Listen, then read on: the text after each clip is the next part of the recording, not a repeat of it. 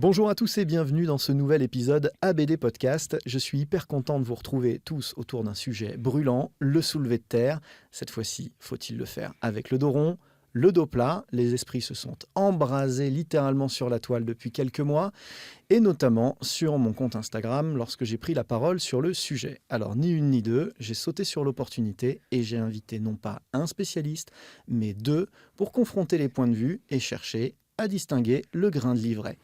Avant de plonger dans le débat sur le soulevé de terre, je vous propose de vous abonner, de partager au maximum cet épisode parce que je pense qu'il pourrait bouleverser certaines pratiques. Si vous avez au moins un de vos amis qui pourrait bénéficier d'un soulevé de terre un petit peu optimisé, c'est le moment de lui partager cet épisode. Je reçois aujourd'hui Gaïs Guelaya, Gaïs aka Geek and Fit. C'est vrai. Merci, merci en tout cas de me recevoir. Ça fait plaisir de voir qu'il y a de l'ouverture d'esprit, de pouvoir discuter de ces choses-là. Et j'espère qu'on va faire peut-être un peu avancer le débat en France. De l'ouverture d'esprit sur cette antenne, il y en a. On est toujours open à la discussion, à l'innovation, à l'évolution. On lit beaucoup, on lit les études, on les partage. Et dans la bienveillance, on aime recevoir les gens intelligents. Donc, merci d'avoir pris contact et d'avoir rebondi sur l'opportunité sur ce débat. Je suis hyper content de te recevoir. Donc, Geek and Fit, on va garder ton blaze des réseaux. C'est l'ordre des choses désormais. Geek and Fit qui est, on va dire, l'avocat, un peu malgré toi d'ailleurs, l'avocat du dos rond. Sujet qui s'est enflammé un peu sur un ou deux de tes posts. Et puis, du coup, tu as décidé de creuser un petit peu ça, puisque toi, dans ta pratique, tu aimes à pratiquer un enroulement, on le définira tout à l'heure, mais tu aimes à pratiquer un enroulement dans ta pratique du soulevé de terre. Oui, à peu près, c'est ça. En fait, j'ai eu des contenus qui ont, on va dire, explosé, entre guillemets, là-dessus. Et je me suis dit, pourquoi pas? Pourquoi pas, en fait, aller lire toute la littérature sur le sujet, en tout cas l'essentiel de ce que j'ai pu trouver, et puis essayer de faire état de la science à ce sujet-là, avec ma compréhension évidemment des choses et mon interprétation des faits. Mais je pense que de façon générale, c'est toujours cool d'apporter un petit peu du grain à moudre à tout le monde en fait. Hyper intéressant. Et vraiment, c'est ce qui nous permet de grandir en tant que pratiquant, en tant que coach aussi. Et on sait que dans les gens qui nous écoutent, il y a un petit peu de tout ça. Il y a des pros, il y a des sportifs éclairés qui aiment réfléchir, qui aiment mieux comprendre. Et c'est la raison pour laquelle j'ai aussi invité Stéphane Keinec. Stéphane, c'est cool de prendre de ton temps. Je sais qu'il est précieux. Stéphane est chirurgien, spécialiste du dos. Ouais. Donc tu en vois quelques-uns, des gens qui se sont fait mal au dos. Exactement, sportif ou pas sportif. Et alors moi je précise que je ne fais pas de soulevé de terre, si ce n'est les jouets de mes enfants. Mais je vois les résultats effectivement de toutes les pathologies du dos. Et tu mets les mains dedans de manière très dedans. concrète. On n'est pas sur de l'illustration, on n'est pas sur de l'interprétation externe du mouvement ou de l'extrapolation. Vraiment, il a les mains dedans et c'est pour ça que je trouvais ça très intéressant de l'avoir autour de la table aujourd'hui. Et vraiment, je te remercie de prendre du temps pour venir discuter avec nous. Alors évidemment, le rythme de l'épisode est tout trouvé. On va avoir une première partie où on va rappeler pourquoi historiquement, le soulevé de terre dos plat, et on va le définir dos plat parce que c'est un vrai sujet, et cristallise autant de passion et de conservatisme. Pourquoi les anciens du gaz, si je puis dire, ils s'accrochent à cette forme de pratique de manière extrêmement forte, comme un bastion de prévention absolue. Et puis de l'autre, avec Geek and Fit, on va voir quel est le courant actuel qui pousse une alternative à ça, où on enroule plus le dos, y compris à des charges élevées d'ailleurs. Et donc on va essayer de distinguer le grain de livret et voir un petit peu ce qu'il y a à retenir de toutes ces expériences. Alors lançons-nous, justement, il y a des contraintes mécaniques, on le sait, quand on travaille comme ça sur une charge distale qu'on va chercher à soulever à bout de bras, avec un dos plat, et on espère une meilleure mécanique. Mais est-ce que c'est totalement vrai, ça? Alors déjà, on va définir, c'est pas vraiment un dos plat. Ça fait longtemps aussi l'objet de débats en chirurgie, débats assez passionnés et assez houleux, notamment entre des écoles américaines et françaises. Et on va tirer un petit cocorico, puisque c'est un peu les Français qui ont pu rétablir la vérité de ce qu'on appelle un dos équilibré. Et toute la notion du dos, c'est que c'est un vrai état d'équilibre. L'homme, il s'est mis debout en développant certaines parties de sa colonne vertébrale, certaines parties musculaires, et notamment les grands fessiers. Et ça, c'est quand on analyse un peu de phylogénèse. Et les courbures se modifient au fur et à mesure de notre croissance. Et les courbures de la colonne vertébrale, c'est des courbures qui sont bien organisées autour de certains angles du bassin. Donc il faut toujours comprendre qu'il y a une vraie corrélation entre le bassin, qui est fixe, qui va être défini notamment par ce qu'on appelle une incidence pelvienne, qui est l'ouverture du bassin. Ça, c'est quelque chose qui est fixe, qui est propre à chacun de nous. On ne peut pas la modifier. On peut éventuellement en chirurgie, mais alors, en fait, non. Et la courbure lombaire, et après, le reste des courbures va s'adapter pour former un dos équilibré. Mais que c'est intéressant, parce que là, on a déjà 2 énormes concepts qui sont hyper importants à garder à l'esprit pour les gens qui nous écoutent. Le premier, c'est que le dos plat est un abus de langage. Déjà, Exactement. c'est une exagération méthodologique qui déjà cristallise des débats absurdes, puisqu'on ne cherche pas un dos plat, on cherche un dos équilibré. Alors, un dos équilibré qui donc respecte les courbures naturelles. Exactement. Et ces courbures naturelles, elles viennent d'un autre étage articulaire qui ne rentre presque jamais en ligne de compte dans les débats passionnés auxquels je faisais référence en introduction. C'est quand même assez dingue. C'est qu'on fait comme si le dos était coupé du reste, et notamment du centre de la problématique, qui est le bassin. Le bassin, complètement. Parce que on sait que les gens qui se font mal au dos, il y a une part effectivement de composante discale, il y a une part de pathologie articulaire, parce que l'articulation du dos, c'est quelque chose de très complexe. Et puis, il y a aussi une énorme part de défaut de souplesse et de renforcement de toute la musculature postérieure, les ischio-jambiers, le biceps femoral, les fessiers, et puis de la musculature abdominale profonde, les transverses, mais aussi les psoas qui vont aller après sur les cuisses.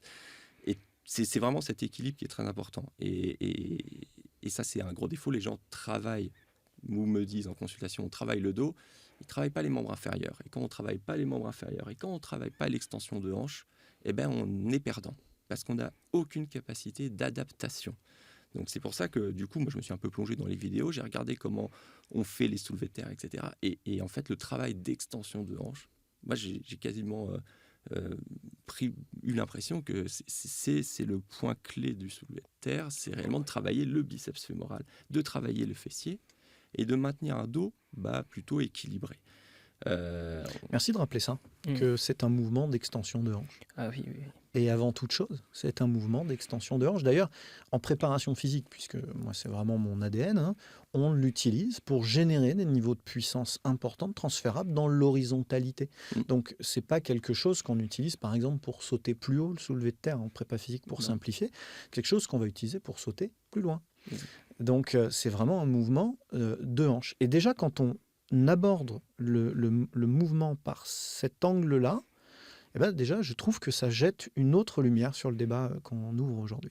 C'est quelque chose aussi qui nous manque en français comme terme. En anglais, ils ont hinge, le hip hinge. En français, on l'a pas vraiment. Et du coup, c'est vrai qu'on a du mal souvent à se projeter parce qu'eux, ils disent un mouvement en fait où on va avoir de la poussée type squat, et puis un mouvement où on va avoir du hinge type soulevé de terre. Et ils disent que globalement, avec ces 2 gros mouvements polyarticulaires, on peut faire globalement travailler toute la musculature du bas du corps. Mais comme nous, on n'a pas le hinge, qu'on ne comprend pas vraiment ce que ça veut dire que le hinge, c'est vrai que ça peut porter à débat. D'ailleurs, on ne comprend même pas ce qu'est une flexion ou une extension de hanche. La plupart des gens, tu leur dis, est-ce que tu peux me réaliser, s'il te plaît, une flexion de hanche ? Oui. Et en général, ils vont rouler le dos.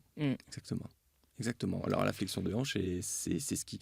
Quand on va toucher le sol avec ses mains, on travaille énormément dans ses hanches. Et puis après, on amène en fait une vraie flexion-relaxation du dos. C'est-à-dire qu'on va dérouler le dos. Si on le fait en consultation, on dit aux gens, allez toucher le bas. Alors du coup, c'est pas interdit d'aller toucher le sol avec ses mains. On peut ramasser des objets. Mais... excuse-moi de te couper, c'est hyper intéressant ce que tu dis. C'est-à-dire qu'à un moment donné, les ayatollahs du dos plat, parce qu'il y en a, je veux dire, tu sais que je suis plutôt sensible à un dos contrôlé, moi, tu le sais, Gaïs. Mais il y a des ayatollahs du dos plat. C'est-à-dire qu'à un moment donné, on n'avait même plus le droit d'attacher nos lacets. Quand même, on a une chaîne postérieure qui est dessinée pour qu'on arrive quand même à faire une fermeture transjambe. Donc, il y a une différence déjà dès le départ entre faire des soulevés de terre hyper lourds, le dos rond, déjà dans la discussion, et on y viendra après, et faire des mouvements de la vie de tous les jours dans toutes les amplitudes que nous autorise le corps. Ouais. Et comme tu le dis, c'est absolument pas interdit déjà pour commencer d'aller se toucher d'aller se gratter les doigts de pied sans plier les genoux. On peut le faire. Et alors de la même façon, quand on fait ça, on sollicite énormément nos hanches. Quand on interroge quelqu'un pour une pathologie de la hanche, une arthrose de hanche, les questions qu'on lui pose, c'est des questions de la vie quotidienne. Est-ce que vous arrivez à vous couper les ongles de pied? Est-ce que vous arrivez à mettre vos chaussettes, à nouer vos lacets? Ah, c'est drôle ça. Et c'est des gestes de la vie quotidienne, parce que c'est une discipline fonctionnelle qu'on fait. Et c'est intéressant, et on le fait. Pourquoi est-ce qu'on demande aux gens de se pencher vers l'avant? Oui, on peut dépister des scolioses, etc., parce qu'on va voir s'il y a des gibbosités.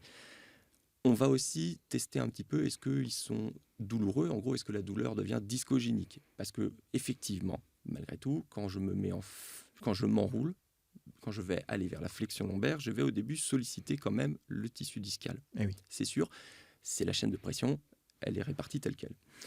Et puis après, y a une étape où on a vraiment une relaxation des muscles postérieurs. Et c'est là où on sollicite toutes les parties ligamentaires, postérieures, articulaires.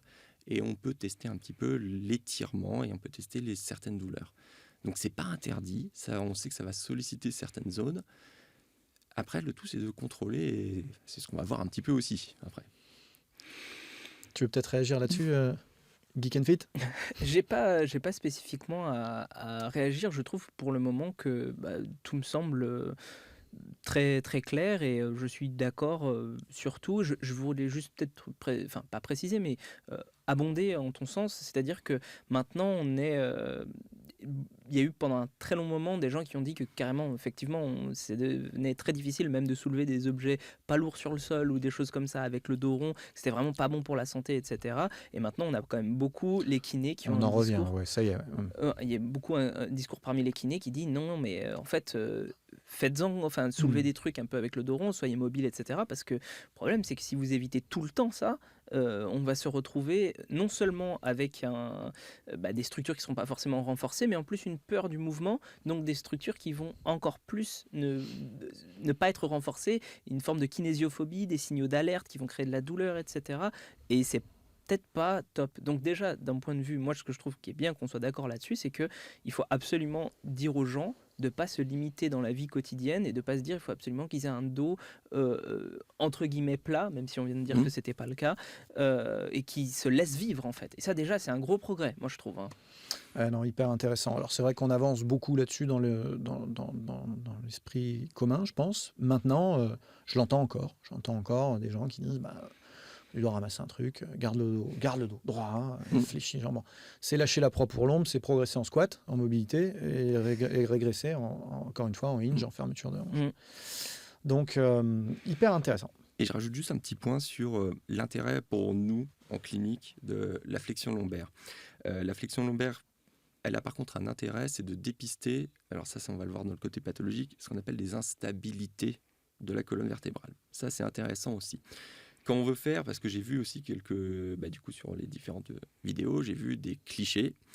Les clichés en flexion lombaire, on les fait dans nos bilans préopératoires. Et un vrai cliché en flexion lombaire, si on veut qu'il soit contributif, il est fait non pas en charge, mais il est fait en décubitus latéral, donc patient couché sur le côté, en s'enroulant en position fétale.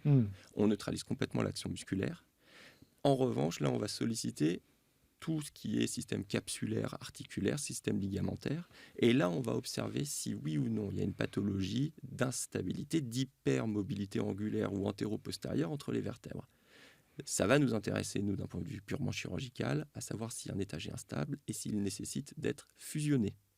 Ou si, par exemple, j'ai dans l'idée de mettre une prothèse lombaire à quelqu'un, est-ce que oui ou non ma prothèse lombaire, j'ai le droit de la poser, ou je fais une fusion, une arthrodèse. Donc la flexion lombaire nous aide aussi par contre en clinique à dépister, quand elle est en excès, quand elle est non contrôlée, une instabilité. Donc c'est en fait toute une notion de vrai cône d'équilibre. Et à un moment donné, on sort du cône, c'est pathologique, mais quand on est dans le cône, ça va. Ouais. La notion t'as lâché aussi une info importante, la notion de contrôle. Quand elle est contrôlée ou quand elle est non contrôlée, là aussi, c'est un distinguo très très important à faire dans les définitions, et on y viendra un petit peu plus précisément quand on va aller plus loin dans la définition de ce qu'est le dos rond. Et ça, on te le laissera tout à l'heure. Gaïs, restez avec nous pour écouter notre définition du dos rond. C'est quoi le dos rond? Mais déjà, on est en train de spoiler un peu le truc en disant attention, la notion de contrôle, c'est important. Et on parle peut-être plus de la même chose, et des fois, finalement, on était d'accord. Donc ça, c'est vraiment essentiel. Alors du coup, ma question, elle est simple. C'est, bon, ok, une fois qu'on a dit ça, alors de quoi on a peur? De quoi on a peur quand on coach depuis 20 ou 30 ans les débutants, et y compris les performeurs d'ailleurs, sur une école du dos où on va insister, non pas un dos plat, donc on va revenir sur une autre appellation qu'on va consacrer, qui va être celle du dos contrôlé, du dos actif en tout cas. De quoi on a peur? On a peur des contraintes répétées. Alors, effectivement, on a peur des contraintes répétées parce qu'on sait que les disques supportent une pression. On n'a pas idée de ce qu'un système discal ou un système disco-ligamentaire, un système capsulaire est capable de supporter comme pression. C'est des centaines et des centaines de kilos. C'est-à-dire c'est colossal. Là, on est tous les trois assis. Globalement, quand on est tous les trois assis, on met une pression sur nos derniers disques lombaires qui est colossale, qui est à quasiment 3 fois notre corps. Si je peux me permettre d'intervenir, parce que je trouve, et j'ai envie d'abonder en ton sens, c'est que un truc que j'aimerais bien que les auditeurs retiennent, c'est que les disques ne sont pas fragiles. C'est-à-dire que c'est un truc, parce que j'aimerais bien le dire de sorte à ce que les gens n'aient pas peur de leur dos. Et ce que j'avais vu comme analogie, peut-être que tu me rejoindras là-dessus, c'est que plutôt que de voir en fait les disques comme des choses fragiles, on pourrait les voir comme des pneus avec un chewing-gum dur à l'intérieur, plutôt que de les voir comme quelque chose qui est de l'ordre du disque gélatineux avec... Ouais, c'est exactement. Alors c'est l'image que je dessine quand j'explique à un patient une hernie discale ou une discopathie. Un disque, c'est un anneau fibreux. On va dire, c'est globalement un peu comme un ménisque. C'est un anneau fibreux. Là aussi, j'ai vu que dans les débats, il y avait la question de vascularisation ou non. C'est faiblement vascularisé, ça l'est. Mais par contre, ça a un potentiel de dégénérescence. Ça ne se régénère pas, c'est-à-dire que régénérer au sens redevenir jeune, ça ne fait que s'user. Malheureusement, c'est un capital que l'on a et qui fait que s'user du fait des contraintes de la vie. Et après, ce disque, c'est un anneau fibreux et au centre, il y a un noyau gélatineux qui a une mobilité et qui est là pour supporter nos contraintes. Le centre de mécanique des vertèbres, c'est le tiers postérieur. Donc les contraintes, effectivement, il y avait plein de questions. Est-ce que les hernies, ça va souvent vers l'arrière? D'une part, c'est logique, parce que mécaniquement, ça va forcément vers l'arrière, parce que c'est le centre de rotation. Et d'autre part, c'est que c'est derrière que c'est important, parce que derrière, il y a des nerfs, et devant, il n'y a pas grand-chose à comprimer, puisque dans le ventre, il y a du mou. Donc une hernie discale qui va devant, d'une part, c'est rarissime, et puis d'autre part, on s'en fiche. Ça n'a pas d'importance. Derrière, oui, il y a des nerfs. Attention, là aussi, je rappelle, une hernie discale, c'est quelque chose qui n'est pas toujours symptomatique. Ça peut l'être, ça peut ne pas l'être, ça peut guérir. Quand ça guérit, ça ne se remet pas dedans. Je précise aussi, parce que ça aussi, il y a des petites... il y a des fausses idées, ça ne rentre jamais. C'est comme un tube de dentifrice, ça ne rentrera jamais dedans. Mais ça dégénère parce que le corps, il n'est pas bête. Le corps, il voit un morceau de noyau sortir de son disque. Et il se dit, celui-là, je vais le désagréger. Donc, dans plus de 80% des cas, ça se désagrège. Mais par contre, votre disque, il s'use quand même un petit peu parce qu'il a des contraintes. Donc ça, c'est un point important quand même, qu'il faut entendre, qu'il faut qu'on mette sur la table, c'est que c'est ce qui nourrit la peur. C'est qu'il y a beaucoup de pathologies dans la vie. D'ailleurs, il y a beaucoup de pathologies sur le dos. On parlera d'autres pathologies, même si l'hernie discale est sans doute la plus populaire, la plus connue. Cette pathologie a la particularité quand même d'être irréversible. Oui. Et ça, il faut quand même l'entendre. Et c'est aussi une des raisons pour lesquelles il y a autant de résistance sur ce thème-là et qu'il nous faut, nous, éducateurs, enfin moi, éducateur, mettre en garde les gens sur certaines pratiques parce que quand on se fait une entorse de cheville, on va récupérer dans une certaine proportion. Quand on se fait une déchirure musculaire, même, dans certaines proportions, on arrive à récupérer parfois complètement. Là, c'est un sens unique. Une fois qu'on a tout cassé, on a tout cassé. Ouais. Le disque dégénère. Oui, on va s'adapter un petit peu. L'adaptation ne veut pas dire guérison. C'est-à-dire qu'un disque qui s'adapte, il va perdre de la hauteur il va perdre de l'angulation, ce qu'on appelle de la lordose discale, parce que le disque il est ouvert. Et puis petit à petit, ce disque on va parfois aller jusqu'au collapsus discal, c'est-à-dire que vraiment, le disque, c'est le disque aging. Ou si vous regardez les vidéos en anglais, ils vont vous parler de disking aging. C'est de l'usure. Et à un moment donné, cette usure va provoquer aussi d'autres douleurs, des hyperpressions articulaires. Il faut se dire que l'articulation derrière, s'il y a moins de surface devant, moins de hauteur, derrière, elle est plus en contrainte. Et puis, c'est des douleurs qui vont syphoser ce segment-là. Donc, on va avoir une compensation au-dessus. Les autres étages, ils vont dire, moi, je veux garder mon dos dans une position d'équilibre, donc je vais creuser un petit peu plus au-dessus. Et je vais aussi pouvoir provoquer des lésions au-dessus. Ouais, après, on rentre vraiment dans un cercle vicieux duquel on risque d'avoir du mal à sortir. Donc, il faut être prudent, progressif dans tout ce qu'on va faire, parce que là, le prix à payer est quand même très élevé. Oui. Ok. On a peur de l'hernie discale. C'est évidemment la première menace. C'est le grand requin blanc. C'est ça. Voilà. Mais il y a plein d'autres prédateurs. Il y a plein d'autres pathologies. Alors effectivement, on peut se faire un lumbago. Mais je peux me faire un lumbago sur n'importe quoi. Le lumbago, c'est quoi? C'est simplement que le dos, il réagit. Il dit contracture musculaire pour bloquer. Un lumbago, ça passe. Je peux me faire une hernie discale sur n'importe quoi d'ailleurs. Je peux me faire une hernie discale sur n'importe quoi. Je peux me faire une hernie discale en toussant, en éternuant, parce que quand on éternue, il y a une hyperpression lombaire, une hyperpression dans le disque qui est colossale. Et souvent, c'est ça, la consultation, c'est « mais j'ai rien fait, docteur. Je me suis tourné, bam, j'ai eu mal dans la jambe ». Parce que la hernie, c'est la douleur dans la jambe. Oui. Ça irradie, Oui. Ça irradie. C'est la sciatique. C'est la sciatique, c'est l'interrupteur. Sciatique ou cruralgie suivant le niveau, mais c'est l'interrupteur. J'allume et c'est le circuit électrique. Ça peut faire mal au dos. Alors attention, on peut avoir des douleurs hernières parce que ça va mettre en tension toutes les structures ligamentaires qui courent derrière le disque. Où il y a ce qu'on appelle compression locale sur les... Voilà, c'est des nocicepteurs, c'est-à-dire récepteurs à la douleur. Et puis après, la sciatique, parce que j'appuie sur le nerf. Mais il y a plein de pathologies. On va schématiser, ça va être la hernie, la douleur musculaire, les douleurs articulaires moins concernées par le dos rond parce qu'elles sont moins en contrainte, et puis les discopathies dégénératives. Et dégénératives, ça sous-entend que ça prend un peu de temps. Alors, quoi qu'il arrive, c'est peut-être bien de rappeler aussi que on n'est pas contrairement à ce qu'on présente souvent, sur des pathologies aiguës spontanées sur le soulevé de terre. Hein, je reviens sur notre débat, où d'un seul coup, pop, ça sort comme ça. Oui, ça peut, mais c'est l'exception. Par contre, oui, la question, c'est comment est-ce que je fais mon mouvement pour prévenir et éviter une usure à long terme. Et c'est l'usure qui va faire que ça pop à un moment donné. C'est une dégénérescence du disque et des structures qui va à un moment donné favoriser cette survenue, soit de hernie, soit de discopathie. Ouais. Donc ça peut sembler soudain, mais c'est quelque chose qu'on a gentiment préparé au fil du temps et des répétitions inadaptées. Et si je peux me permettre juste un dernier point important aussi pour comprendre, c'est simplement que on n'a pas tous les mêmes courbures lombaires. Ça, c'est important. On n'a pas tous le même état d'équilibre. Et effectivement, il y a des dos qui sont plus ou moins lordotiques, plats, entre guillemets, c'est-à-dire avec des faibles courbures, des faibles incidences.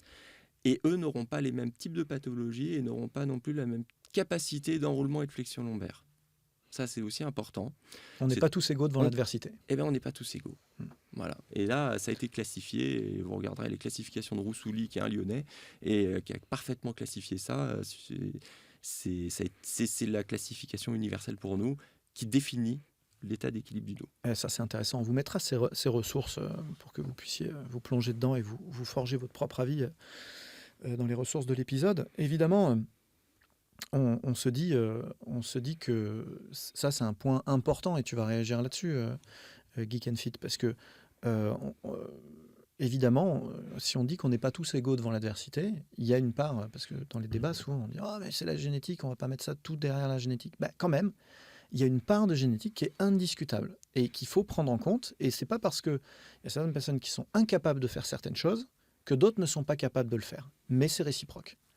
Et donc ça, c'est quand même une mise en garde que j'aimerais envoyer aux gens aujourd'hui. Attention, si votre champion de cœur fait ça sur Internet, vous ne savez pas quelle part de talent et de prédisposition il a pour faire ça, d'une part, et d'autre part, vous ne savez pas quelles sont les étapes qui l'ont conduit à ce niveau mécanique-là. Et donc, évidemment, à reproduire chez soi, mais peut-être sous la supervision d'un adulte compétent. Et on en arrive du coup à la deuxième partie, Geek and Fit, sauf si tu veux compléter un petit peu. Non, Tu auras l'occasion, bien sûr, de rebondir au fur et à mesure. Mais maintenant, donc voilà, on a ce courant qui est là, qui dit attention, c'est vrai, on a été prudent, peut-être trop. C'est un peu l'idée vis-à-vis de ça. En tout cas, moi, déjà, première chose, je trouve ça très intéressant, tout ce que tu as dit vis-à-vis de cet apport en fait chirurgical, biomécanique, que je trouve très intéressant. Il y a quelque chose quand même sur lequel j'espère, enfin, on en a discuté un peu auparavant, donc du coup, je pense qu'il faut quand même éviter de faire peur aux gens. C'est on a cette impression, quand tu en parles, quand tu en as parlé, que l'usure va être, comment dire, irrémédiable au fur et à mesure de sa vie, etc., que ça va être terrible, et donc du coup, peut-être qu'il faudrait carrément arrêter de faire n'importe quel mouvement parce que on va qu'accélérer les choses. Et je pense qu'on est plutôt d'accord là-dessus. En fait, c'est plutôt l'inverse, c'est-à-dire qu'il vaut mieux, au contraire, bouger pour éviter de créer ces pathologies à long terme. Complètement. Irrémédiable, mais pas forcément terrible. C'est-à-dire que réellement, le pire ennemi du dos, et ça, je profite qu'on est deux sportifs, je suis avec deux sportifs, il faut bouger. Le pire ennemi du dos, c'est la sédentarité. C'est réellement ça. C'est-à-dire que, et là, le meilleur exemple, c'est de dire le gars qui va à la salle de sport, parce que, attention, vous vous adressez à des gens qui sont soit des sportifs confirmés, soit des gens qui sont des sportifs amateurs, qui vont à la salle de sport 1 heure, 2 fois par semaine, mais qui passent 8 heures par jour assis. Alors oui, ils peuvent se faire mal, mais c'est les 8 heures par jour assis. La faute à qui ? Voilà, 8 heures par jour assis, déjà on perd 3 ans d'espérance de vie selon certaines études, etc. Après, ça a discuté, mais oui, on perd des points de vie et puis on perd des capacités. Donc il faut bouger. C'est important de rappeler que, effectivement, la dégénérescence est inéluctable. Voilà. Mais qu'effectivement, le mouvement va renforcer toutes les structures de l'organisme et que, globalement, rappelons aussi qu'effectivement, on se fait plus mal au dos assis devant son ordinateur qu'en soulevant des trucs lourds. Pour moi, c'est très important parce que c'est vrai que ça a été une part non négligeable aussi des débats. C'est carrément, il y a des gens qui ont dit en fait, il faut arrêter de faire du soulevé de terre. Et je pense que c'est vraiment le pire conseil qu'on puisse donner en fait aux gens, c'est de dire arrêtez de bouger votre dos, comme ça vous le préserverez. Non, on en est revenu quand même de cette vision-là, qui a été historiquement, il me semble, défendue, mais qui maintenant, enfin notamment dans le cas de pathologies type hernie discale, etc., on disait aux gens surtout arrêtez de bouger. Et en fait, on s'est rendu compte, tu me corrigeras si jamais j'ai tort, mais que c'était vraiment le pire conseil à donner et qu'on a ruiné la vie de certaines personnes. Tu sais ce que disait Winston Churchill quand on l'interrogeait sur son incroyable longévité. Quel est ton secret ? No sports. C'est vrai. Évidemment, c'est le pire conseil qu'on puisse donner. N'écoutez pas Winston, c'est une exception. C'est une exception qui, en plus, avait fait du sport durant sa jeunesse. En plus, c'était pas vrai. Oui, c'est ça. Donc, bref. Mais du coup, maintenant, je pense que c'est bien, effectivement, il y a quelque chose dont on voulait un peu parler, c'est définir ce que c'est qu'un dos rond. Alors, qu'est-ce que c'est qu'un dos rond ? Déjà, quand on parle de dos, il y a 3 courbures. Généralement, quand on parle d'un dos naturel, on parle d'une lordose au niveau cervical, d'une kyphose au niveau thoracique et d'une autre lordose au niveau lombaire. Donc un creux pour clarifier, un creux au niveau du cou, un creux au niveau des lombaires des reins et une bosse au niveau du milieu du dos, pour faire très simple. C'est ça, et en fait on considère que ce sont les 3 courbures à peu près naturelles d'une colonne vertébrale, quand on se tient debout évidemment. Pour moi, il faut savoir que je suis issu de la formation des années 90-2000, où on nous expliquait qu'il fallait effacer ces courbures lombaires. C'était comme ça qu'on nous formait. Donc, il faut bien mesurer aussi le poids de ma génération et de les générations d'avant dans le débat actuel, où on t'expliquait qu'il fallait faire un développé couché dos complètement aplati sur le banc, si possible les jambes relevées, que tout ce qui se faisait en squat et à plus forte raison en soulevé de terre se faisait le dos le plus droit possible. Et donc, finalement, cette notion de dos plat n'était pas seulement un abus de langage, c'était vraiment une chimère qu'on poursuivait. Il y avait, moi je me souviens, dans l'ancienne salle où je coachais, il y avait un banc qui date de cette époque-là, et en fait, il y a un repose-pied en l'air. C'est-à-dire que vraiment, il y avait un repose-pied pour avoir le dos le plus plat possible. Donc c'était même intégré structurellement dans les équipements. Je trouve ça assez fou. Mais maintenant, quand on parle de dos rond dans la question, notamment du soulevé de terre, mais on peut aussi en parler dans le squat, etc. Bref, en tout cas, tous les exercices où il faut faire un minimum travailler à la barre, on va dire, on parle d'une lordose lombaire, donc du creux du dos, qui en fait passe en kyphose, qui s'arrondit un peu. Et ça, c'est très important de comprendre ne serait-ce que ça. Et moi, j'aimerais bien parler de quelque chose à ce niveau-là, c'est qu'il y a plusieurs degrés de kyphose lombaire. Alors peut-être, juste avant d'aller là-dedans, Ouais. excuse-moi de te couper, on y revient tout de suite, mais on exclut là dans notre débat, du coup, en disant ça, toute la partie supérieure du dos où on enroule au niveau de la kyphose. Voilà. Ouais. Voilà. Donc, pour répondre à la question qui va être posée dans le chat, c'est sûr, elle va être posée, puisqu'elle m'a été posée peut-être 400 fois dans le chat sur mon post sur Instagram, on parle bien de la zone lombaire et on se concentre là-dessus. Le reste, pour moi, n'est même pas sujet à discussion, à débat ou à précaution. Il n'y a pas suffisamment de tension, pas suffisamment d'enjeux. Je suis bien d'accord. Et en fait... Et Stéphane acquiesce, vous ne le Et voyez pas, mais j'acquiesce je le vois, je vois acquiescer. Et en fait, il y a plusieurs degrés de kyphose lombaire. Et ce qu'il faut comprendre déjà, c'est que quand on parle, il y a souvent des personnes qui parlent d'un dos en neutre, d'accord, qui disent voilà, j'ai pas le dos en lordeux, j'ai le dos neutre. Donc en fait, qui mettent un dos plat. On est déjà à un certain degré de kyphose lombaire. On doit être à quelque chose très approximativement comme au moins la moitié de notre capacité. Et en fait, quand on commence à voir un dos qui s'arrondit, donc même légèrement arrondi, on est à, selon, dépendant des chiffres, des études, etc., entre 60 et 75% de la kyphose lombaire maximale. Et donc, quand on voit un dos qui s'arrondit vraiment assez conséquemment, on est pas loin des 100%. Donc, du coup, moi, quand je parle d'avoir un dos rond, généralement, c'est déjà, on va dire, dès qu'on commence à peine à apercevoir le dos qui s'arrondit, pour moi, on peut déjà parler d'un dos rond de façon conséquente. Et ça, c'est vraiment très important parce que à chaque fois que j'en parle, il y a des gens qui vont dire « Mais non, mais là, tu abuses, le dos, il est neutre, etc. » Je dis « Mais non, si on voit déjà ne serait-ce qu'à peine une courbure, le dos est rond, en fait. » Oui, et inversement, il y a tout un tas de gens qui vont t'interpeller en disant « Non, non, moi je fais le dos plat. » Et en réalité, ils sont en enroulement. Oui, et voilà, c'est exactement ça, et c'est très important. Et en fait, ça, une fois qu'on a compris ça, déjà, on a compris beaucoup des choses par rapport à ça, et on peut s'entendre dessus. Parce que, comme on dit, si on ne définit pas les choses correctement, après, ça va être difficile de s'entendre dessus. Donc, je crois que c'était Albert Camus qui disait, qu'il y avait une citation comme ça, autour de ça, qui disait quelque chose du style « Le mal dans le monde vient en grande partie des choses qui ne sont pas définies clairement ». Si ça se trouve, c'est apocryphe et on va me tomber dessus. Mais en tout cas, je pense... C'est pas grave, en tout cas, c'était une bonne punchline. C'est ça. Et du coup, dans l'idée, voilà, déjà, première chose à ce niveau-là. Et ensuite, bien, on va un petit peu développer par rapport à ça au niveau de la recherche scientifique. Alors, déjà, j'aimerais bien reprendre par rapport aux avocats du dos droit en toutes circonstances qui diraient que ça limite les blessures. Ça vient beaucoup d'études qui ont été faites sur des cadavres de porcs. Donc on a beaucoup de modèles en fait animaux qui ont servi à déterminer que comment est-ce qu'en fait une hernie pouvait se former. Mais les gens ont relativement mal interprété ces études-là, puisqu'en fait ces études-là montrent juste que à force d'usure, donc on n'a pas non plus une tonne de vertèbres, quoi, hein. Donc on prend 2 vertèbres, on les use comme ça, eh bien on va avoir des hernies qui vont se former. Et donc finalement, la chose pour laquelle c'est vraiment intéressant ces études-là, c'est de se dire où est-ce que ça va se former quand on actionne 2 vertèbres les unes après les autres avec une compression mécanique qui est toujours standardisée, etc.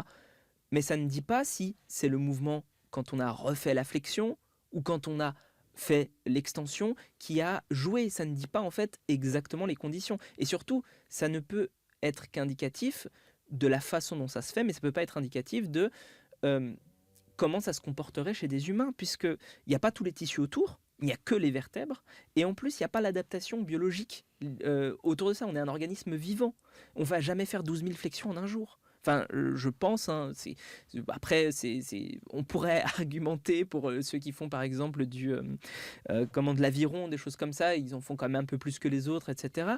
Mais je pense pas qu'on soit sur l'ordre de ce qu'il faut pour générer ces hernies-là. C'est vrai, alors il y a quand même un tout petit, je suis complètement d'accord avec toi, mais il y a quand même un petit contre-argument qui est important, c'est que il y a quand même une contrainte cumulée sur le dos. Oui, oui, bien sûr. Et que, comme on le rappelait tout à l'heure, finalement, le soulevé de terre est la petite cerise sur le gâteau, le pompon sur la Garonne, qui vient parfois sanctionner une journée entière de contraintes assises, de personnes qui sont vautrées toute la journée. Et donc, finalement, peut-être que tes centaines de répétitions, tu les as d'une autre manière. Tu vois. Donc, là-dessus, il faut quand même être prudent. Tout à fait. Et même, je dirais, pour aller encore plus dans ce sens-là, je dirais que finalement, comme on en parlait, peut-être que ça a un intérêt du coup de faire ce soulevé de terre-là pour être capable d'encaisser les contraintes qu'on va mettre tous les jours en restant, on va dire, en position sédentaire voilà. Ça va peut-être, en tout cas c'est ce qu'on remarque assez souvent au niveau du sport, c'est que faire du sport sur une courte période va permettre derrière d'augmenter la résilience des tissus pour être mieux et moins se blesser dans la vie de tous les jours. Et ça, pour le coup, je trouve ça assez intéressant de le mettre en avant aussi pour le dos rond. Maintenant, ce qu'on remarque du coup dans la littérature scientifique, c'est plusieurs choses. Déjà, on n'a pas forcément d'incidence au niveau des blessures chez les personnes qui font du travail à l'usine, des choses comme ça, et qui courbent le dos. C'est-à-dire qu'on pourrait se dire, les manual workers, ils appellent ça dans les études scientifiques, donc c'est-à-dire les gens en fait, qui font du travail manuel et qui courbent le dos, eh bien on ne peut pas faire des études entre guillemets, où on va dire aux gens, toi tu vas courber le dos, toi tu vas pas courber le dos. Donc ce qu'on fait, parce que ce serait pas éthique, si jamais on a un soupçon qu'il y en a un ou l'autre qui va générer plus de blessures, on peut pas faire se blesser les gens. Donc non, ce qu'on fait, c'est qu'on regarde. Ça marche mieux sur les cadavres de porc. Voilà, c'est ça. C'est plus acceptable. C'est ça. Et du coup, ce qu'on fait, c'est qu'on dit aux gens, on fait en sorte de regarder les gens qui ont naturellement plus tendance à courber le dos et ceux qui ont naturellement plus tendance à plier les jambes et à garder le dos plat, et on regarde en fait si ils ont plus de blessures l'un ou l'autre, et on remarque pas plus de blessures dans un groupe que dans l'autre. Il peut y avoir plein de biais autour de ça bien sûr, mais déjà ça donne un indice. Après, on a d'autres études qui montrent que quand on tire avec un dos rond, on a plus de force que quand on tire avec un dos en lordose. Et plus on a... Alors évidemment, les chercheurs n'ont pas fait une flexion lombaire maximale. Donc il y a eu 3 conditions. Ils ont autorisé un enroulement du dos. Voilà, exactement. Ils ont autorisé un enroulement du dos. Ils ont remarqué, et là c'est assez intéressant parce qu'ils ont fait des contractions certes isométriques mais maximales.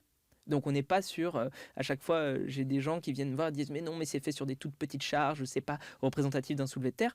Contrainte isométrique maximale quand les gens tirent sur des chaînes, certes, même si ce ne sont pas des sportifs très très entraînés, on a quand même quelque chose qui est à leur niveau, c'est une intention maximale de force. Exactement. Et donc du coup, on remarque qu'ils ont plus de force. Alors les chercheurs avancent une hypothèse comme quoi ce serait lié à la position des sarcomères dans le dos. Ils disent que grosso modo, les sarcomères seraient plus en position de force à ce niveau-là.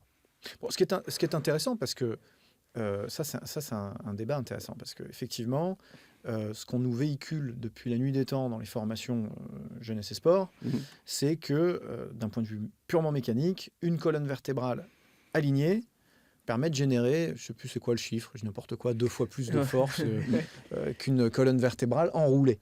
Bon, qu'en pense le chirurgien? Il faut aussi considérer que...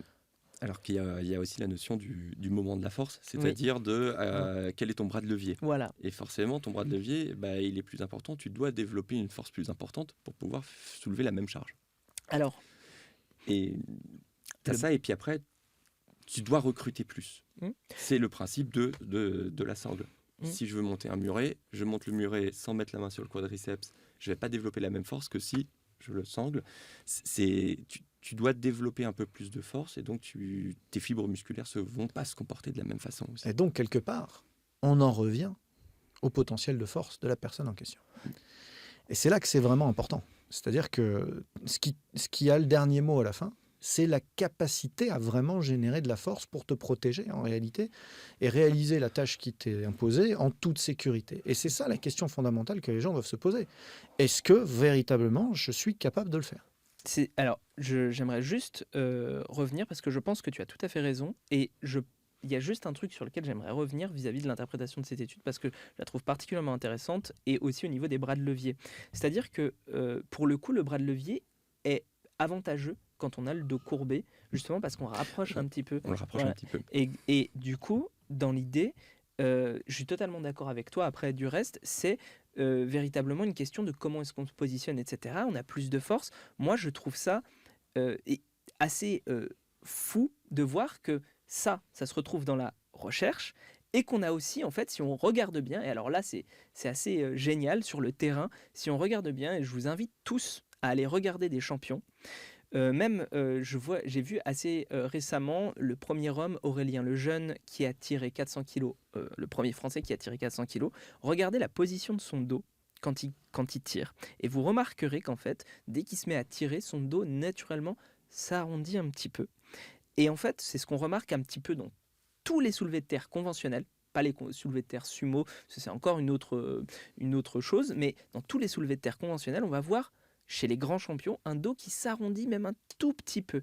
Et du coup, trouver ce résultat scientifique qui est corrélé en fait à une observation qu'on peut faire de terrain, je trouve ça génial, et je trouve que ça permet aussi d'un petit peu mieux affiner la compréhension des choses.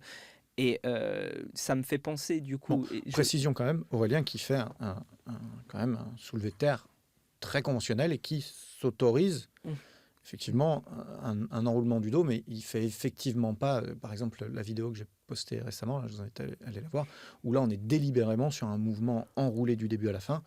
C'est évidemment pas le même exercice non plus. Exactement. Et en fait, là-dessus, j'aimerais bien, c'est bien, ça me permet d'expliquer ça, c'est-à-dire qu'en fait, ce qui a été remarqué par les coachs powerlifters, notamment en Amérique, qui ont souvent tendance à être un petit peu en avance par rapport à nous, c'est qu'en fait, quand ils arrondissaient un petit peu le bas du dos, ils avaient tendance à être un peu plus forts. Donc ils ont commencé à s'entraîner là-dessus.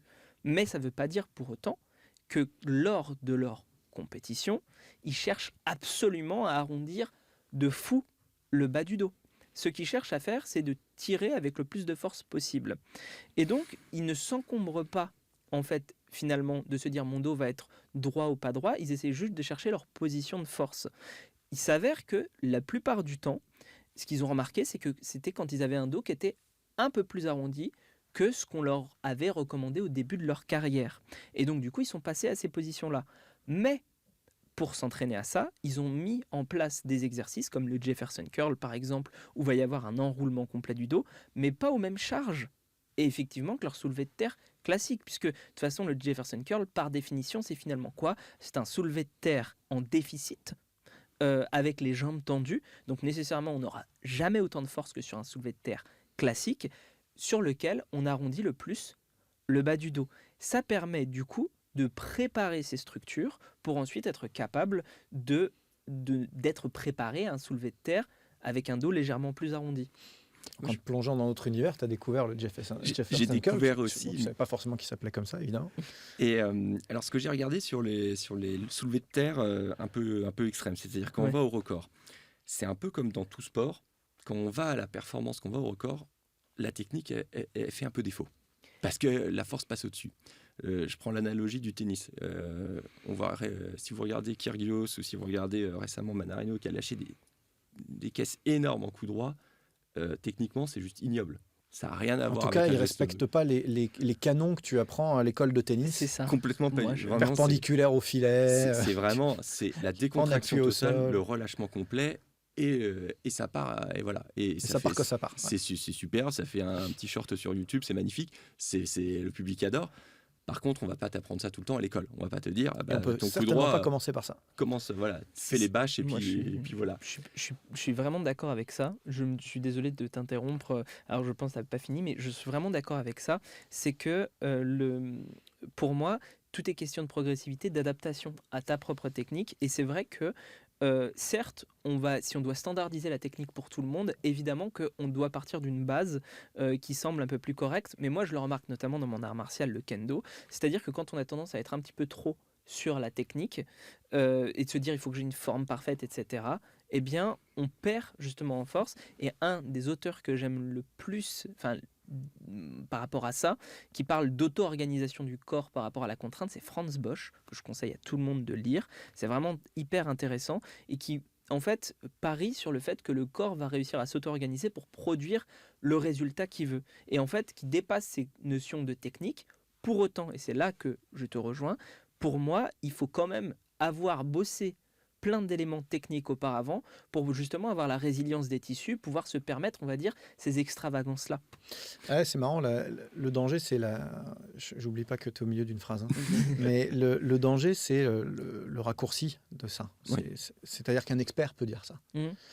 Et le danger, c'est quand on commence à entendre la technique n'existe pas, du coup.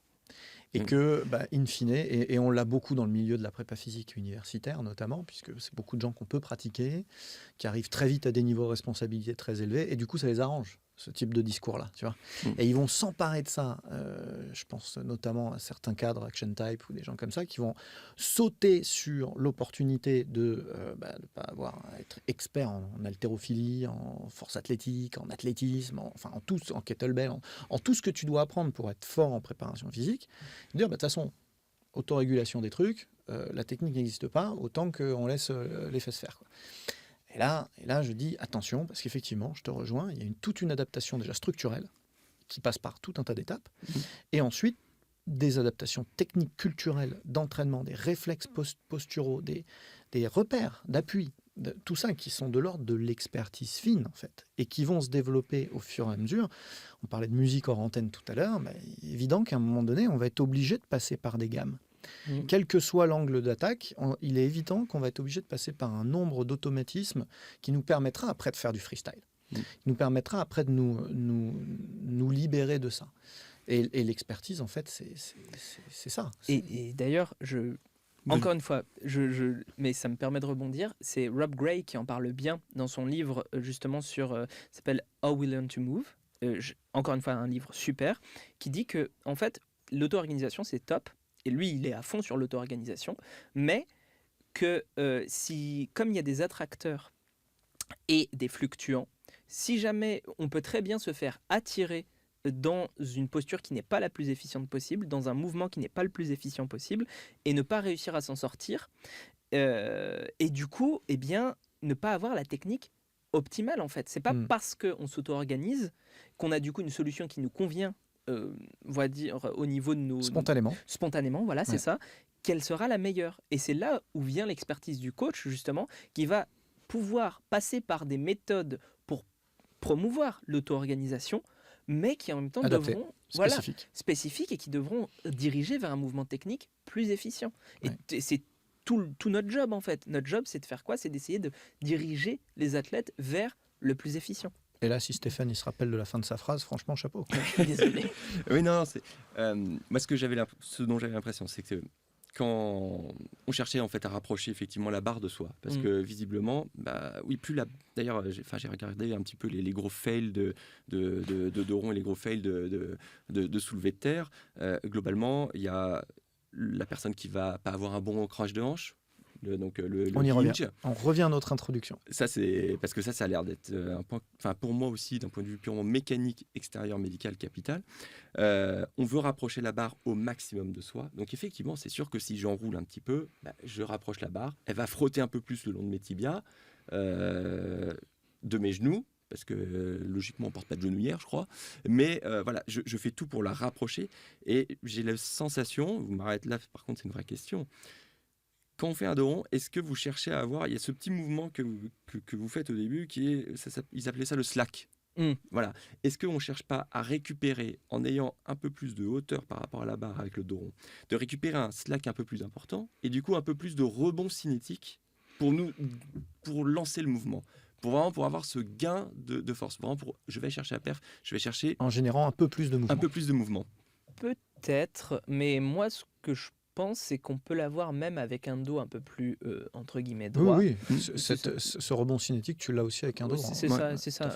Moi, je pense vraiment que la chose qui vraiment fait la différence, pour le coup, c'est cette différence de force, en fait, minime, mais quand même qui devient importante à haut niveau, c'est-à-dire, en fait, ce bras de levier qui est légèrement moins important.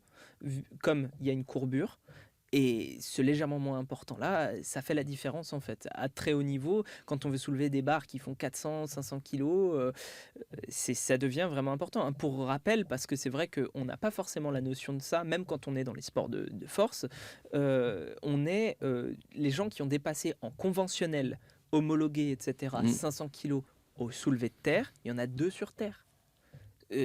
Voilà. Et je veux dire, c'est pas dépassé de beaucoup, hein. On est sur une barre à 500, une barre à 501. Voilà. Ouais. Donc du coup, et les gens qui sont à 400 kilos, c'est pas Le gabarit de ces personnes, gigantesque, ce sont des strongmen. Donc voilà. Hafthor Björnsson, il doit faire Voilà. un truc comme 2 mètres 5, quelque chose Voilà. comme ça. Voilà. Donc en fait, on n'est pas sur des gens qui sont le commun des mortels, et même une barre à 400 kilos, je suis pas sûr que homologué, il y en ait plus d'une centaine sur Terre. Donc enfin voilà, c'est beaucoup. Ça reste, alors si je me place purement d'un point de vue médical, un point important, c'est-à-dire que est-ce que tout le monde peut se le permettre? Et pourquoi est-ce qu'on le fait? C'est vrai. Quel est l'objectif en fait? Parce que si l'objectif effectivement c'est d'aller chercher la perf quand on est performeur, bon, pourquoi pas avoir un entraînement résistance, de faire des Jefferson, etc., pour acquérir la capacité de l'encaisser de façon ponctuelle. Ce qui me paraîtrait par contre, ou plus faut être prudent, c'est que je reviens à la personne que vous allez coacher qui fait une séance par semaine ou deux, qui se réhabilite. Lui, il va peut-être falloir Voir qui qu'il apprenne, s'habilite. qui Ouais, moi je pense s'habilite. que c'est plutôt ça, hein. Il faut peut-être, pour le coup, que déjà il bosse sa technique, qu'il place ses pieds correctement, qu'il place ses hanches, et surtout qu'on lui dise attention, toi tu dois pas chercher à avoir le kilo en plus, que ta barre elle fasse 150 ou 160 parce que c'est déjà pas mal. Enfin, j'imagine quand même que Oui, voilà, pour un débutant, oui, tout à fait, hein, c'est Est-ce qu'il même doit, un intermédiaire. voilà, est-ce qu'il a nécessité d'aller faire un dos rond pour chercher 165 kilos, ou est-ce qu'il peut juste renforcer la musculature postérieure, renforcer ses fessiers pour passer ça et progresser? Alors pour moi, et alors là on va rentrer vraiment dans mon approche à ce niveau-là, c'est pour moi, dès qu'on va commencer à parler de soulevé de terre, il y aura toujours un intérêt à intégrer des exercices qui vont faire travailler le dos rond. Pour une raison toute simple, c'est qu'en fait, à une intensité relative haute, comme le corps va avoir tendance à s'auto-organiser, en fait on va plus faire attention véritablement, on ne pourra plus faire attention à notre technique si on veut soulever plus lourd, puisque c'est ce qu'on remarque, hein. C'est-à-dire que quand on a des consignes externes, on peut soulever plus lourd. Si on se focalise sur l'interne, on soulève moins lourd, parce qu'en fait, eh bien, on se focalise sur autre chose. Et bien, du coup, le dos va nécessairement un peu s'arrondir. Et à partir de là, il y a deux solutions. Soit on est préparé à ça, et donc du coup, on a nos structures qui sont suffisamment renforcées, soit on n'y est pas préparé, et ça peut passer ou ça peut casser.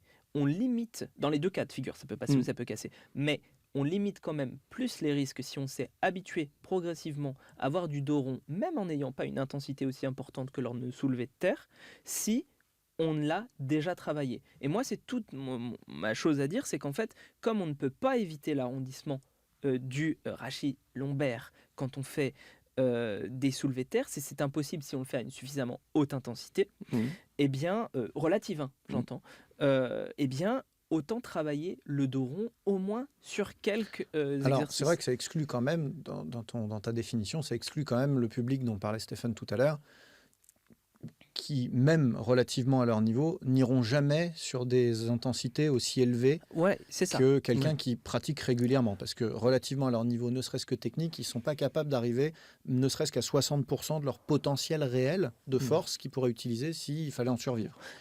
Donc, du coup, on est dans des gammes de charges extrêmement contenues, que ce soit dos rond ou dos plat d'ailleurs. Donc forcément, proportionnellement, la gamme de charges qu'on préconiserait dos rond est finalement proche de rien, quoi, du poids de corps. Pour moi, ce qui va être de toute façon pour ces populations-là, du coup, même si elles n'iront jamais très très haut, du coup, je pense quand même qu'il y a un intérêt à intégrer du dos rond, mais du coup, forcément, elles feront du dos rond avec beaucoup moins de charge. Et je pense que ça peut être quand même intéressant parce que du coup, ça les déculpabilise par rapport à tout ce discours ambiant qui a tendance à dire si jamais tu veux nouer tes chaussures, il faut absolument que tu gardes ton dos plat. Et donc, même dans cette optique-là, ça a quand même un intérêt de mettre certains exercices dos rond. Mais évidemment, et ça, c'est un peu la conclusion aussi de la revue de la littérature de OI, de O d'ailleurs, on dit O et Lehman, qui sont des spécialistes pour le coup de la question, qui parlent expressément de cette question-là, c'est qu'ils disent tout dépend de l'expertise du coach et tout est à laisser au choix du coach vis-à-vis des contraintes spécifiques de la personne. Et pour moi, on est typiquement là-dedans en fait. On est typiquement dans il faut prendre des décisions intelligentes par rapport aux objectifs de nos coachés. Ça, c'est crucial ce que tu dis, parce que c'est vrai l'Internet, les réseaux sociaux, la baisse de qualité des formations, beaucoup de choses font qu'on perd de vue l'expertise du coach dans tout ça et dans ce débat, en fait. Et que dans l'absolu, il y a beaucoup de gens qui sont contre parce qu'on avait mal défini les termes. Là, on les a peut-être ralliés d'une certaine manière à notre discussion d'aujourd'hui. Et il y a beaucoup de gens qui sont contre parce qu'ils savent très bien que derrière, en fait, on parle à des gamins de 15, 16 ans, 20 ans, qui vont reproduire bêtement, excusez-moi les gars si vous avez 15-16 ans et que vous reproduisez ce qu'on montre, mais des fois c'est sans réfléchir que vous allez reproduire ce qui vous inspire ou ce qui inspire confiance par ailleurs. Et donc c'est vrai que l'expertise du coach là elle est importante parce que c'est lui qui va dire le Jefferson Curl, c'est un très bel exercice. Évidemment que c'est un très bel exercice, mais sous réserve d'une charge maîtrisée, d'une technique progressive et maîtrisée. Progressivité, c'est vraiment le plus important. Et puis, de mon point de vue, on a tout un tas d'objectifs qui viennent se confondre là. C'est-à-dire que on revient au pourquoi. On revient au pourquoi, puisqu'on sait qu'il y a un risque. On sait qu'il y a un risque. Donc la question, c'est on prend des risques. Hein. Quand on fait du sport de haut niveau, faire du triple saut, c'est pas 20 fois par jour, c'est pas une bonne idée. C'est pas bon pour la santé. Faire du judo, se faire projeter à plat dos 100 fois par entraînement, c'est pas une bonne idée. Faire du volleyball, sauter 200 fois et s'écraser alors qu'on saute en plus à hauteur de filet et qu'on fait 100 kilos 200 fois par entraînement, ça n'est pas une bonne idée. Mais voilà, on fait un truc qui nous fait vivre, qui nous fait plaisir, qui nous rend heureux, qui nous fait kiffer. Et ça, en soi, c'est une bonne raison. Et puis surtout, on va chercher la performance. Donc, à un moment donné, on va prendre un certain nombre de risques. Donc, c'est toujours pareil. On va mettre des risques en face de bénéfices. Et si ça vaut le coup, on les prend, ces risques. Et si ça vaut pas le coup, ben on les maîtrise, on les modère, voire on les prend pas du tout. Alors, je suis d'accord avec toi, pas prendre de risque du tout sur un enroulement du dos, ben, c'est absurde quelque part, parce qu'un jour ou l'autre, on va s'y retrouver. Et un jour ou l'autre, eh ben, on risque de se faire... Alors, pas une hernie discale, parce qu'on l'a dit, c'est quelque chose qui est plus lié à la répétition, mais plutôt un lumbago. Oui. Plutôt une blessure bête qui va nous bloquer pendant 2 semaines, 3 semaines, ou créer une sciatique. Voilà. Bon, effectivement, il faut éduquer, nous, dans le sport santé, les gens à faire cette mobilité-là. Maintenant, de là à basculer dans ce qu'on voit un peu d'extrême en ce moment sur les réseaux, à remplacer le soulevé de terre contrôlé, et j'en viens à mon ultime point que je voulais déployer, c'est le contrôle. Et tu l'as utilisé le mot, et toi aussi, Stéphane. Ouais. Vous avez utilisé ce mot contrôle. C'est le dernier bastion de la définition du dos rond et du dos plat, en fait, qui risque de rassembler encore beaucoup d'auditeurs. C'est que faire un dos rond passif sur une charge en chaîne fermée, c'est là qu'on s'inquiète. On lâche tout et d'un seul coup, là, par contre, on n'a pas lâché la barre et là, on se retrouve dans des contraintes excentriques ou pliométriques, si on est dans un mouvement très dynamique, complètement hors de contrôle. À l'inverse, ce que tu décris depuis tout à l'heure, Gaïs, bah effectivement, enrouler un petit peu un dos qui est ultra tendu, ultra contrôlé, ultra activé, appuyé sur les organes de la respiration, appuyé par une mécanique du mouvement maîtrisée, par une saisie qui enferme la force, des appuis hyper contrôlés, etc. Bon, bah, okay. On a peur de quoi juste là, tu vois, en plus, on n'est pas en hyperflexion non plus. Enfin, bon. Tout à fait. La notion de contrôle, elle est capitale. Et la notion de contrôle, moi, quand je vois les vidéos, il y a une chose qui me fait peur, c'est la descente. On parle de soulevé de terre. Oui. C'est la repose à terre. C'est la repose à terre. Et la repose à terre, c'est là où on lâche tout. Et c'est là où on va se blesser aussi énormément.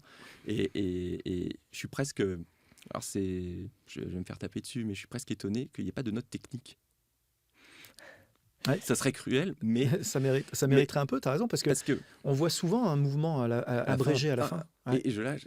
Tu as fait une belle série, tout dos droit bien placé, contrôlé. Et puis à la fin, tu lâches. et là, tu mets... curl à ton max du max. Si je prends mon biceps, que je prends une haltère, que je fais des répétitions et qu'à la fin, j'ai l'haltère contre mon épaule et je laisse tomber, bah, je ne vais pas apprécier. Mon tendon du biceps, il ne va pas apprécier. Ouais. Et c'est pareil pour le dos. Et... je vois la différence par rapport à l'haltérophilie classique où effectivement, tu as la barre en l'air, tu la lâches, qu'est-ce que tu vas relâcher ? Tu la poses devant. Tu disparais, toi, c'est tout. Voilà, tu disparais. Par contre, là, tu l'as en main, et sauf que cette barre qui va faire 200 ou même plus, eh ben, elle va tu la reposes, exploser les contraintes. Et la descente, quand j'ai vu vraiment les vidéos, la descente, je me suis dit, à chaque fois, je me dis, waouh, ça fait mal. On pourrait partir sur tout un débat parallèle sur à quel point, moi je trouve que la pliométrie est négligée chez beaucoup de sportifs de force.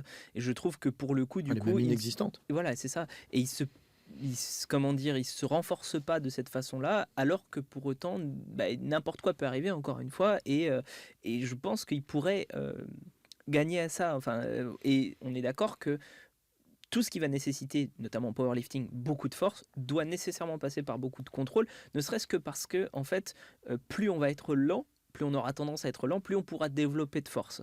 Donc, de toute façon, il faut contrôler. Et oui, enfin, pour moi, j'abonderai en votre sens. Si on n'est pas préparé à ces contraintes-là, du coup, et qui sont des choses auxquelles ils ne se préparent jamais, ces personnes-là, oui, il ne faut pas faire ça. Ça me semble effectivement un peu suicidaire. Ah, hyper intéressant. Bon, en tout cas, on avance bien dans notre discussion. Je pense que ça aide les gens qui nous écoutent à y voir un petit peu plus clair et à puis se construire eux-mêmes leur propre idée de la question.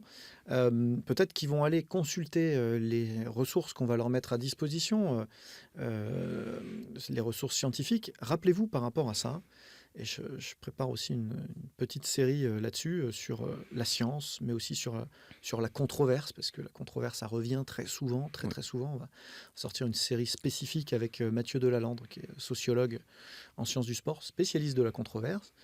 Et cette controverse n'échappe pas à la règle suivante, c'est qu'on se base sur des études comme si c'était Parole d'évangile. Parole d'évangile. Or, il y a de la bonne et il y a de la mauvaise science.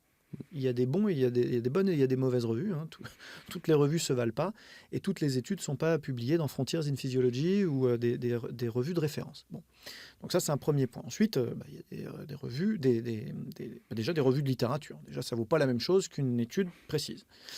Ensuite, il y a des études précises qui se portent sur une dizaine de personnes avec un certain nombre de biais, etc. Donc, il faut prendre un peu de recul. Typiquement, sur ce thème-là, on est sur un thème où on a peu de science. On en a peu. Si vous tapez les critères de recherche dans PubMed, qui est le moteur de référence, on trouve moins de 60 références. C'est epsilonesque en termes de science. C'est pour vous donner juste un ordre d'idée. Vous faites le même exercice sur l'impédance métrique, qui est quand même quelque chose de tout petit.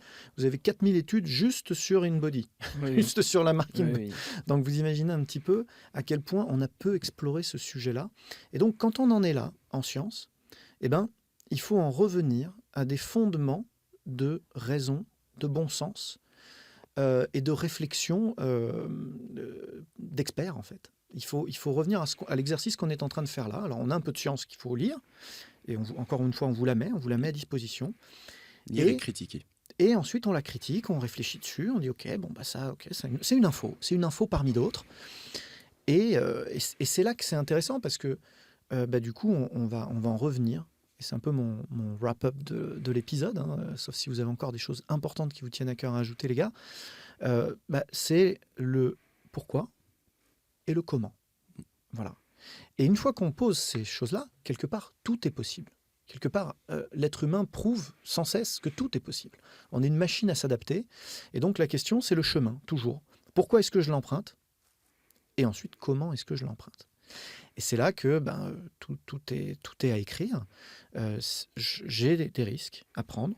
J'ai envie de les prendre ou pas. Et une fois que je les prends, avec qui je les prends, comment je m'y prépare, quel chemin je suis pour arriver en toute sécurité à faire quelque chose d'extraordinaire. Et est-ce que j'en ai besoin ? Et si j'en ai besoin, alors il faut le faire. Si j'en ai pas besoin et que les risques sont trop grands, alors il faut l'éviter à tout prix. C'est aussi simple que ça.